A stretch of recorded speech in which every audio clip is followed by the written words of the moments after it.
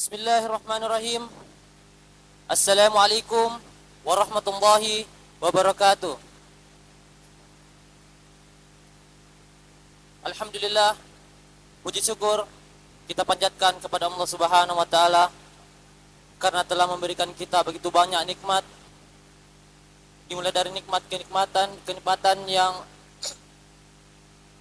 nikmat kesehatan dan juga kesempatan, sehingga pada malam hari ini kita masih dapat melangkahkan kaki kita, mengayunkan tangan kita, dan juga menggerakkan hati kita menuju ke tempat yang insya Allah penuh mubarakah ini, guna melaksanakan sholat isya secara berjamaah dan dirangkaikan dengan sholat sunat tarwih dan witir secara berjamaah pula. Salawat berangkaikan salam marilah kita kirimkan kepada baginda kita Nabiullah Muhammad sallallahu alaihi wasallam,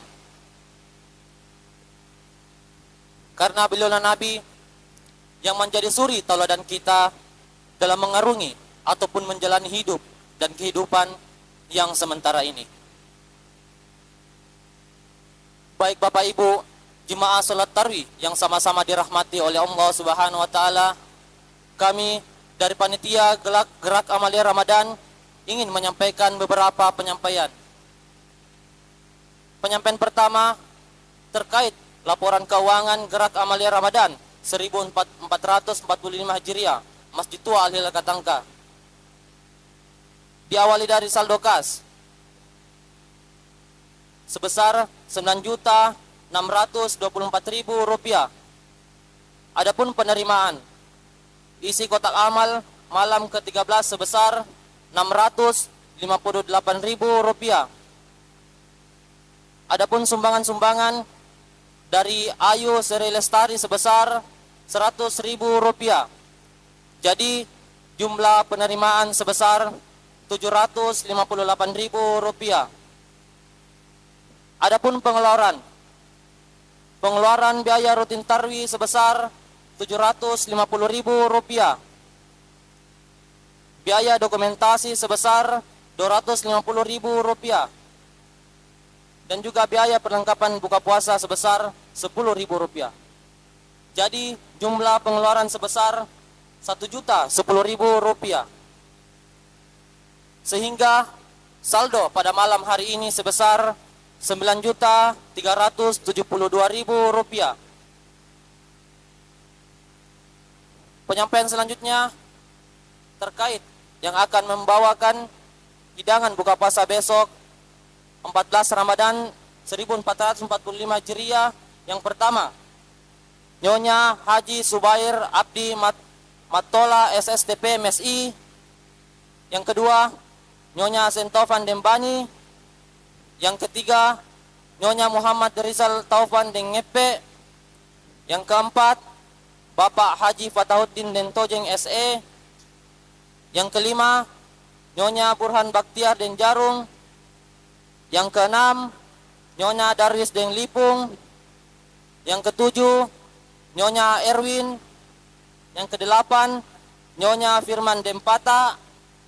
Yang kesembilan, Nyonya Hamsa Den Naba. Yang kesepuluh, Nyonya Aibtu Agus. Yang kesebelas, Nyonya Amiruddin Den Tawang. Yang ke-12, Nyonya Angki Sul Ikram. Yang ke-13, Nyonya Baktiar. Yang ke-14, Ibu Syamsia Den Ngugi. Yang ke-15 atau yang terakhir, Ibu Samsurya Dembau. Dan kami panitia mengucapkan banyak terima kasih kepada jemaah yang telah membawakan hidangan buka puasa sore tadi. Semoga amal ibadah puasanya dilipat gandakan oleh Allah Subhanahu wa taala. Baik Bapak Ibu, sebelum kita mendengarkan ceramah agama, marilah kita dengarkan penampilan dari santri TPQ Masjid Tua Al-Hilal Katangka. Yang pertama Asril, selanjutnya Arafa, Malik dan Abrar. Kepadanya kami persilakan.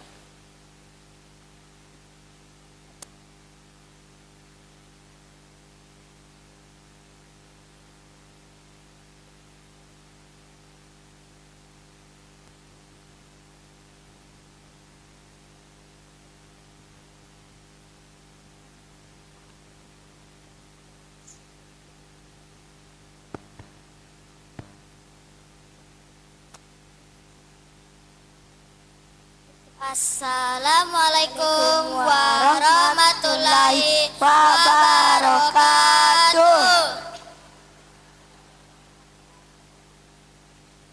A'udzubillahi minasyaitonir rajim. Bismillahirrahmanirrahim. Inna a'tainakal kausar fasolli lirabbika wanhar. Inna saniyaka wal abtar. Sadaqallahul azim. Assalamualaikum warahmatullahi wabarakatuh.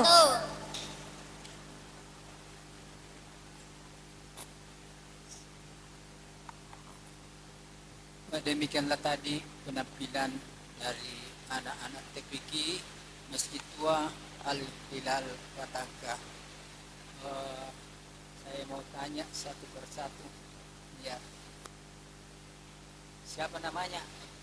Al-Araf. Al-Araf. Ya. Ada bapak dan ibu hadir? Tidak hadir. Mudah-mudahan ibu dan bapak di rumah mendengarkan karena melalui speaker ini bahwa anaknya sudah tampil di hadapan mimbar Masjid Tua Batangkah menghafalkan ayat suci Al-Quran. Ini siapa namanya? Malik. Malik Raja. Ini siapa namanya? Asr. Asrin. Ada bapak dan ibu? Oh, tidak ada. Mudah-mudahan bapak dan ibu di rumah mendengarkan suara anaknya. Ini siapa namanya? Abrar. Abrar. Ya.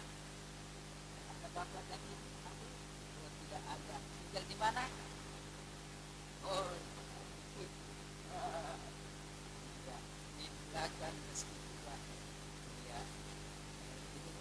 Sudah kelas berapa? Kelas 3. Kelas 3. Ini kelas berapa? Kelas 2. Kelas 2. Kelas berapa? 6. 6. Kelas 2. Inilah anak-anak kita yang tampil memberanikan diri di hadapan bapak-bapak dan ibu-ibu. Kita berikan semangat kepada anak-anak kita untuk lebih giat lagi belajar dan menghafal Al-Quran itu. Untuk itu saya akan memberikan sedekah. Tahu artinya Bismillah itu? Bismillahirrahmanirrahim. Aku menyebut nama Allah yang Maha Pengasih lagi Maha Penyayang. Tahu artinya? Hafal ya. Bisa juga Bismillah.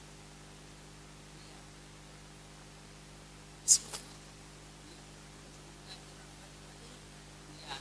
Jadi anak-anak yang mau tampil kiranya dihafal itu apa artinya. A'udzubillahi minasyaitonir rajim dan bismillahirrahmanirrahim. Karena apabila Al-Quran itu baca, maka bacalah a'udzubillahi minasyaitonir rajim bismillahirrahmanirrahim. A'udzubillahi minasyaitonir rajim bismillahirrahmanirrahim. Aku berlindung kepada Allah daripada godaan syaitan yang terkutuk itu. Bismillahirrahmanirrahim. Dengan nama Allah Yang Maha Pengasih lagi Maha Penyayang. ya. Terima kasih semua ya. Dan barangkali selanjutnya malam-malam berikutnya sudah diambil alih oleh remaja masjid atau pengurus masjid untuk melanjutkan perlombaan karena ada yang dikatakan Al-Hilal Pex, dan silakan anak-anak kita didaftarkan dan tampil untuk berlaga atau tampil di depan untuk membaca Al-Quran dan pertandingan-pertandingan lainnya seperti pertandingan sholat dan mengartikan apa-apa artinya yang dibaca dalam sholat itu. Silakan didaftarkan anak-anaknya, karena mulai malam ke-15 barangkali atau 16 diambil alih oleh pengurus dan remaja Masjid Wa Al-Hilal Katangka. Untuk anak-anak kita ini, untuk membangkitkan semangat, saya akan memberikan sedekah.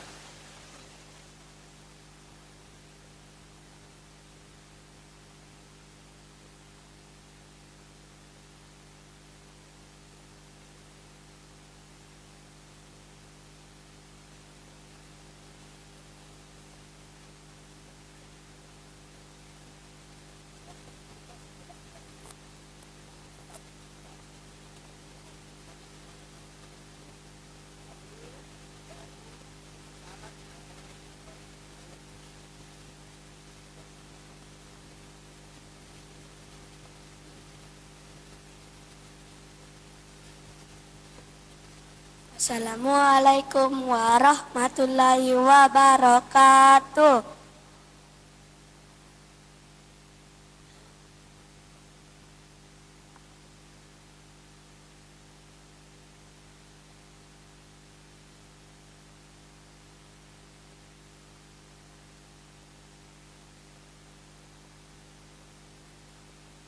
Baik Bapak Ibu, demikianlah tadi penampilan daripada santri TPQ Masjid Tua Al-Hilal Katangka. Penyampaian selanjutnya yang akan membawa ceramah agama pada malam hari ini yakni Bapak Ustadz Akmal Muqtasim SAG. Adapun imam yakni Ustadz Muhammad Asari. Untuk mengoptimalkan waktu yang ada, mari kita sama-sama mendengarkan ceramah agama pada malam hari ini yang dibawakan oleh Bapak Ustadz Akmal Muqtasim SAG. Kepadanya kami persilakan dengan hormat.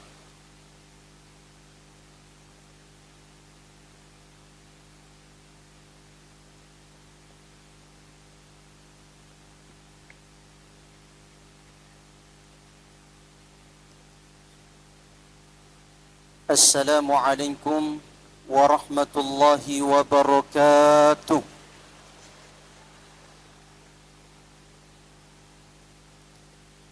Ibu-ibu belum kompak. Buah semangka, buah kedondong. Ulang. Kalau bilang pantun, gue bilang lagi cakep. Ulang. Buah semangka, buah kedondong. Semangat saya kiri kodong.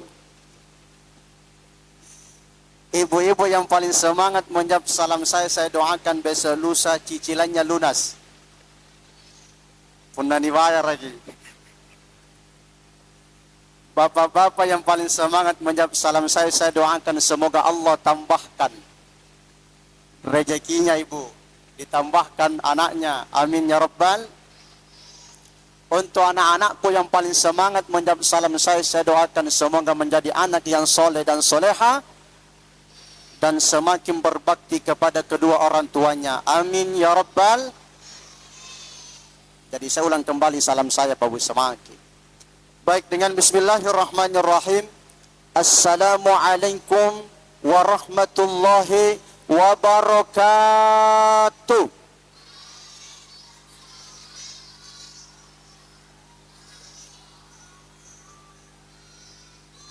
Semangatnya nana. Alhamdulillah, alhamdulillahilladzi khalaqas samawati wal ard wa ja'ala adh-dhulumati wan nur thumma alladhina kafaru bi rabbihim ya'dilun. Asyhadu an la ilaha illallah wa asyhadu anna Muhammadan 'abduhu wa rasuluh sayyidul insi wal jin. Allahumma salli ala sayyidina Muhammadin wa ala alihi wa ashabihi ajma'in, amma ba'du.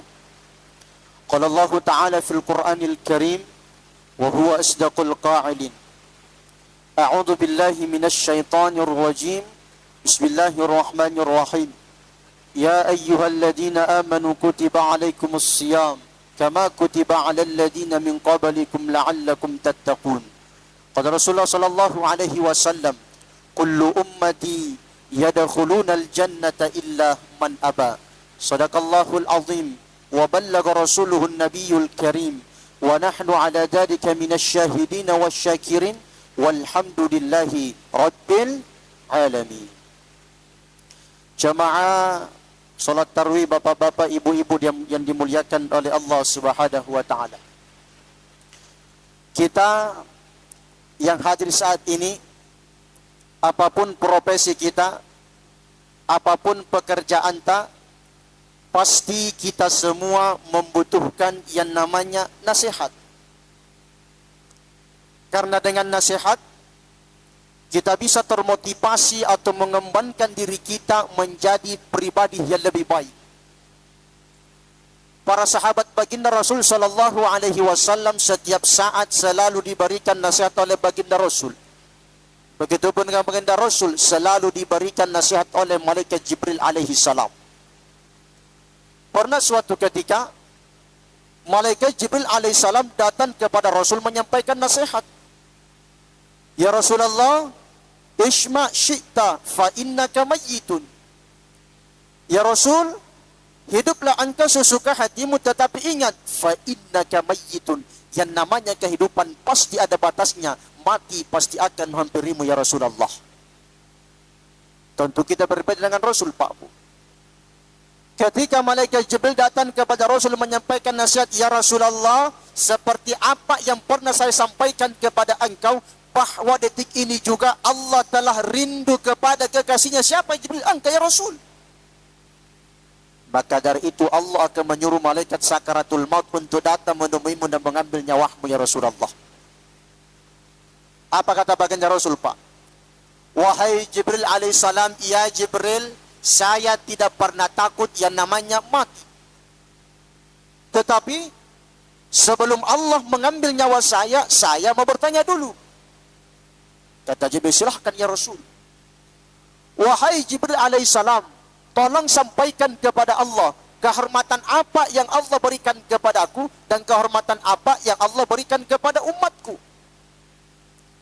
Jibril datang kepada Allah menyampaikan pesan Rasul. Di situ Allah berfirman dalam hadits qudsinya, innal haramtu ilal jannati ala syairil anbiya. Sesungguhnya saya haramkan syurga kepada nabi-nabi lain sebelum engkau ya Rasulullah, hatta tadkhulul jannah, yang pertama kali masuk ke dalamnya. Ya Jibril, lalu kehormatan apa yang Allah berikan kepada umatku?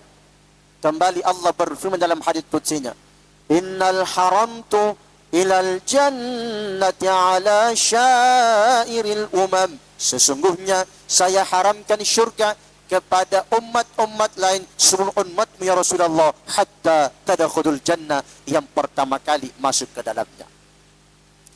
Sungguh luar biasa cintanya Rasul kepada kita, Pak Bu. Cuma karena kita sebagai umat lupa kepada baginda Rasul. Bahkan saking cintanya Rasul kepada kita, beliau pernah mengatakan, kullu ummati yadkhulunal jannata illa man aba. Semua umatku masuk ke syurga illa man aba, kecuali yang tidak mau. Tapi kalau ditanya ke ibu-ibu di belakang, mau masuk surga? Ibu, mau masuk surga? Mau ini malam apa besok, Pi? Ya nanti, Pi. Saya juga bu, kalau ditanya kak, nanti Tompi.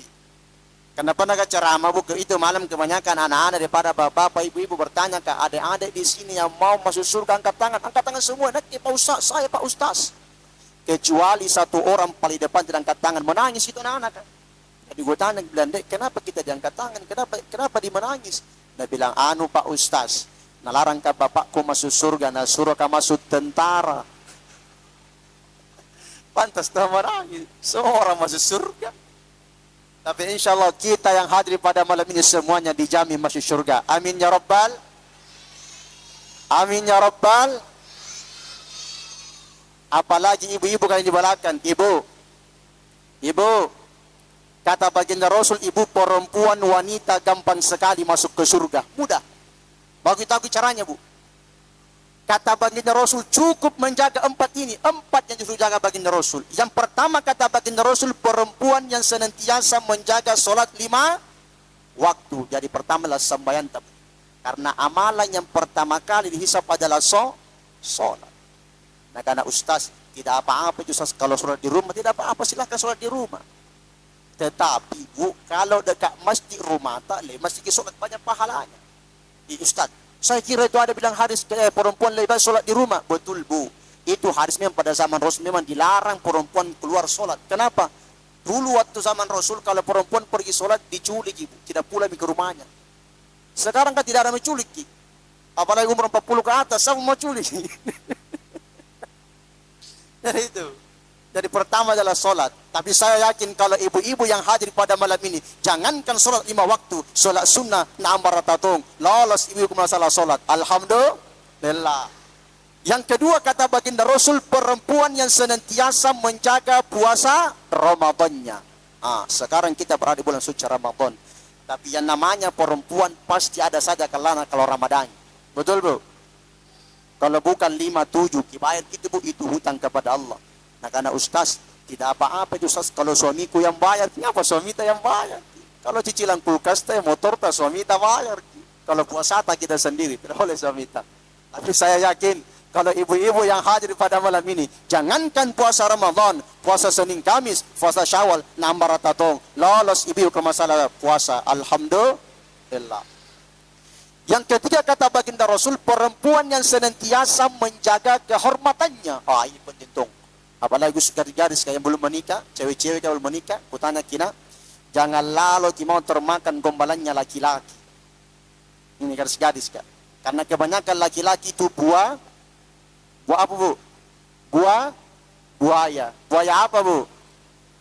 Sebenarnya itu binatang buaya Bu. Binatang yang paling setia itu buaya. Kalau di sungai. Tetap kalau nak di darat, lain ceritanya. Itu. Menjaga kehormatan penting sekali. Apa kata baginda Rasul? Ketika engkau menjaga ini, insya Allah dijamin masuk surga. Kata yang terakhir kata baginda Rasul, perempuan yang senantiasa taat kepada suaminya. Ini penting taat kepada suami. Ibu, maka bertanya lagi ini. Boleh Ji? Kenapa itu di warkop Ibu banyak sekali bapak-bapak minum kopi? Kenapa Bu? Ibu, kenapa di bapak-bapak suka sekali minum kopi di warkop? Kurang manis kalau di rumah mungkin atau dibuat kayak di Makassar itu Jalan Az-Zahra itu namanya, Jalan Bandang Warkop Az-Zahra, baru bisa habis sholat subuh di warkop saya bapak-bapak minum kopi. Jadi kutanya bilang, Pak kenapa suka sekali minum kopi di warkop? Dia bilang, Pak Ustaz, yang pertama ada wifi gratis. Ada wifi gratis. Yang kedua Ustaz, itu yang bawa kopi Ustaz anu harum-harum, yang muda-muda bawa kopi, pantas mudah tinggal minum kopi di warkop. Makanya Bu, ada pesannya baginda Rasul kepada istrinya Aisyah dan anaknya Fatimah. Wahai Aisyah, wahai Fatimah, ketika engkau ingin mudah masuk ke surga, tolong jaga ini. Apa ya Rasul? Yang pertama, ketika suamimu keluar mencari nafkah, engkau usahakan di rumah, ambil sajadah, sholat 2 rakaat, kemudian doakan kepergian suami mencari nafkah. Yang kedua, wahai Aisyah, wahai Fatimah, ketika suamimu datang dari luar, apapun yang bawa hargai. Contoh Bu, suami tak datang dari luar bawa langsat. Ini langsat anung kaci. Pas kita makan bilang tuh manisnya Pak, padahal anung kaci. Supaya apa Ustaz? Supaya bahagia itu yang perasaan suami kita. Nah, besok beli minyak manis, coba Pak ya manis balik. Besok beli minyak manis kan. Jadi itu kita hargai apapun yang bawa pulang. Yang terakhir kata baginda Rasul, wahai Aisyah, wahai Fatimah, ketika engkau ingin mudah masuk ke surga, maka tolong usahakan suaramu lebih rendah dari suara suamimu. Jadi suara tabu tidak boleh lebih besar dari suara suamita. Yang namanya laki-laki, suamita itu ar-rijalu qawwamuna 'alan nisa, pemimpin untuk perempuan. Apa kata baginda Rasul, ketika engkau menjaga ini wahai Aisyah, wahai Fatimah, maka masuk ke surga dari pintu yang mana saja. Dipersilahkan kita masuk surga dari pintu yang mana saja. Alhamdulillah. Enaknya kita jadi perempuan. Makanya kita bersyukur kepada Allah. Kenapa bersyukur? Bersyukur jadikan umat Nabi besar Muhammad sallallahu alaihi wasallam. Umat ini umat yang paling dimuliakan, yang paling dibangga-banggakan. Dalam kitab Nasahihul Ibad, Al-Imam Ibnu Hajar Al-Asqalani pernah mengatakan Pak, bahwasanya Nabi Adam alaihissalam pernah berkata. Apa kata Nabi Adam alaihissalam? Aku iri kepada umatnya Muhammad. Kenapa demikian? Karena umatnya Muhammad diberikan beberapa kemuliaan yang Allah tidak berikan kepadaku. Apa kemuliaan itu? Yang pertama kata Nabi Adam alaihissalam, ketika saya bertobat, minta ampun kepada Allah, nanti tobatku diterima ketika saya berada di kota Makkah, tidak diperuntukkan di kota-kota lain. Sedangkan umatnya Muhammad dimanapun mereka bertobat dengan taubatan nasuha, maka pasti tobatnya diterima oleh Allah. Jadi Pak Bu, kalau kita bertobat minta ampun kepada Allah, tidak harus di kota Makkah, cukup di kampung kita sendiri dengan taubatan nasuha, insya Allah tiba-tiba tobat kita akan diterima. Coba kita bayangkan, ketika Nabi Adam alaihissalam dilempar dari surga ke dunia, Allah lempar di kota India. Sedangkan istrinya Siti Hawa dilempar di kota Jeddah. Sedangkan iblis laknatullah dilempar di kota Basrah. Kurang lebih 450 tahun Nabi Adam alaihissalam bertobat minta ampun kepada Allah, tobatnya belum diterima. Nanti beliau berada di kota Makkah, barulah tobatnya diterima oleh Allah. Itu pun karena beliau membawa nama Muhammad di pertobatannya. Berdoa Nabi Adam alaihissalam, Ya Rabbi haqqi Muhammad, Ya Rabbi haqqi Muhammad, Ya Allahu ya Rabb, demi hak Muhammad, demi kehormatan Muhammad, terimalah tobatku ya Allah.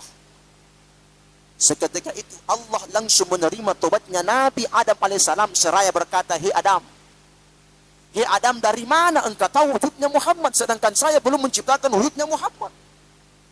Apa kata Nabi Adam alaihissalam? Ya Allahu ya Rabb, ketika saya masih tinggal di syurga, hidup di syurga, aku melihat di tian-tian arsh, di pintu-pintu syurga, tertulis kalimat La ilaha illallah Muhammadur Rasulullah.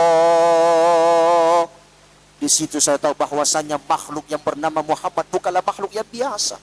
Sebab mana mungkin engkau mau menulis nama makhluk di samping namamu ya Allah, terkecuali makhluk itu makhluk yang paling engkau cintai, makhluk yang paling engkau muliakan. Maka wajar, maka pantas saya membawa nama Muhammad di pertobatanku. Semoga engkau ya Allah menerima tobatku. Apa kata Allah? Sadaqta ya Adam, sadaqta ya Adam. Betul apa yang kau katakan wahai Adam. Ketika engkau bertobat kepadaku dengan membawa nama Muhammad di pertobatanmu, maka yakinlah, maka percayalah, seketika itu aku langsung menerima tobat wahai Adam. Jadi Pak Bu, kalau kita bertobat minta ampun kepada Allah, jangan pernah lupakan masukkan salawat Rasul sallallahu alaihi wasallam. Salah satu di ijabah doa ada salawat di situ. Kemudian kata Nabi Adam alaihissalam, ketika saya melakukan kesalahan di surga, makan buah khuldi, Allah murka kepadaku, Allah langsung lempar saya turun ke dunia. Sedangkan umatnya Muhammad kebalik Pak.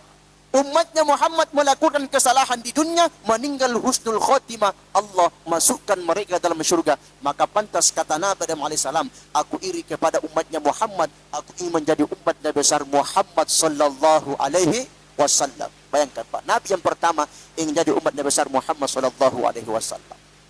Makanya Pak Bu, kita bersyukur jadikan umat Nabi besar Muhammad sallallahu alaihi wasallam. Cintanya Rasul kepada kita luar biasa. Beliau mau wafat, mau tinggalkan dunia ini, yang dicari bukan anaknya, bukan istrinya, bukan sahabatnya. Kita semua yang dicari ummati, di mana umatku? Bahkan cintanya Rasul dibuktikan ketika dunia kiamat. Jadi yakin dan percaya Pak Bu, pasti dunia ini akan kiamat. Cuma kita tidak tahu kapan datang kiamat. Tapi dalam sebuah riwayat dikatakan kiamat akan jatuh pada hari apa Pak? Hari apa? Hari Jumat. Hari apa ini? Hari Minggu, Senin, Selasa, Rabu, Kamis, Jumat. Mudah bukan Jumat ini. Amin. Tuh. Tapi yakin dan percaya pasti dunia akan kiamat. Ketika dunia kiamat Ibu, semua makhluk binasa. Manusia binasa, tumbuhan binasa, binatang binasa, bahkan malaikat pun binasa. Ustaz, malaikat maut, mati tohi malaikat maut. Siapa yang cabut nyawanya Ustaz? Dia sendiri cabut nyawanya. Antara pertengahan neraka dan surga, ketika malaikat maut dah cabut nyawanya, apa dah bilang? Seandainya begini namanya sakaratul maut, pelan-pelan dicabut nyawanya manusia. Itu sakit sakaratul maut. Semua makhluk binasa, tinggal satu yang abadi, tinggal Allah. Apa kata Allah pada saat itu? La ilaha illa ana, tiada Tuhan selain saya, kata Allah. Mana Fir'aun yang pernah mengaku Tuhan? Panggil ke sini Fir'aun. Fir'aun tidak nongol, mal lagi Fir'aun. Kenapa Fir'aun yang dipanggil? Karena manusia yang paling sombong adalah Fir'aun. Jadi kalau ada orang sombong sekarang berarti cucuna Fir'aun. Tapi tidak ada ini orang baik semua. Itu. Kalau kita bicara sombong Pak Bu, apa sih sombong? Tidak ada. Wala tamshi fil ardi maraha, manusia, jangan kau berjalan di muka bumi dengan sombong. Kata baginda Rasul, jangankan masuk syurga, mencium baunya syurga tidak akan diperuntukkan kepada orang-orang yang terdapat sifat sombong dalam hatinya. Sebagai kesimpulan, ada sedikit kisah seorang ahli ibadah. Pernah terjadi pada zaman Rasul sallallahu alaihi wasallam, salah seorang sahabat yang bernama Abu bin Hashim, Ibu. Ini Abu bin Hashim dikenal di kampung itu orang yang tidak pernah meninggalkan sholat tahajud. Tiap malam berzikir bertasbih kepada Allah. Namanya Abu bin Hashim. Dikenal di kampung itu ahli ibadah. Suatu ketika Abu bin Hashim ingin melaksanakan sholat tahajud. Ia pun bergegas ke sumur untuk mengambil air wudhu. Sesampai di sumur, Abu bin Hashim dikagetkan oleh seorang makhluk yang lagi tidur di pinggir sumur. Mendengar Abu bin Hashim lalu bertanya kepada sang makhluk, makhluk Allah, siapakah engkau? Makhluk ini menjawab, saya adalah malaikat utusan Allah. Kembali bertanya Abu bin Hashim, wahai malaikat Allah, apa tujuan engkau datang ke sini? Kata si malaikat, saya diperintahkan oleh Allah untuk mencari hamba-hamba pencinta Allah. Berkata dalam hati Abu bin Hashim, pasti nama saya tergolong dari hamba-hamba tersebut itu. Kenapa bahaya? Wajar saja, Bu. Ahli ibadah Abu bin Hashim. Pantas mengatakan darinya, pasti nama saya tergolong dari hamba tersebut. Kembali bertanya Abu bin Hashim, wahai malaikat Allah, bolehkah engkau membuka buku itu lalu mencari namaku Abu bin Hashim? Kata si malaikat, baik Abu, dicari, ternyata Ibu tidak ada nama Abu bin Hashim dalam buku hamba-hamba pencinta Allah. Abu, tidak namamu.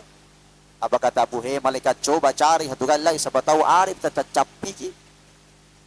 Kembali dicari, ternyata betul tidak ada nama Abu bin Hashim dalam buku hamba-hamba pencinta Allah. Apa yang terjadi kepada Abu bin Hashim? Abu bin Hashim langsung menangis di hadapan malaikat seraya berkata, rugilah aku ahli ibadah, tiap malam sholat tahajud berzikir bertasbih kepada Allah, tetapi namaku tidak tergolong dari hamba-hamba pencinta Allah. Apa kata malaikat, Ibu? Abu bin Hashim, aku tahu engkau ahli ibadah, tiap malam sholat tahajud berzikir bertasbih kepada Allah. Kenapa Allah melarang tangan saya untuk menulis namamu dalam buku hamba-hamba pencinta Allah? Engkau ahli ibadah, tapi engkau pamerkan pahalamu di mana-mana, engkau sombongkan pahalamu di mana-mana. Maka pantas kata Allah, malaikat, jangan engkau tulis nama Abu bin Hashim dalam buku hamba-hamba pencinta Allah. Bayangkan Babu, ahli ibadah, terdapat sifat sombong dalam hatinya. Jangankan masuk surga, mencium baunya surga tidak akan diperuntukkan kepada orang-orang semacam itu. Kita bermohon kepada Allah Subhanahu wa taala, mudah-mudahan kita semua terhindar dari sifat sombong dan kita menjadi manusia sa'idun fid dunya wa sa'idun fil akhirah. Bahagia di dunia, lebih-lebih bahagia di akhirat. Mungkin ini yang saya sampaikan pada malam ini. Sebelum saya tutup, saya mau minta maaf kepada Bapak Ibu karena mungkin saya tidak sempat berjamaah salat tarawih. Karena habis ini saya mau ada kegiatan ceramah takziah. Jadi saya mohon maaf tidak bisa bersama salat tarawih. Kita bermohon mudah kita berjumpa di lain waktu. Sekian dari saya. Wassalamualaikum warahmatullahi wabarakatuh.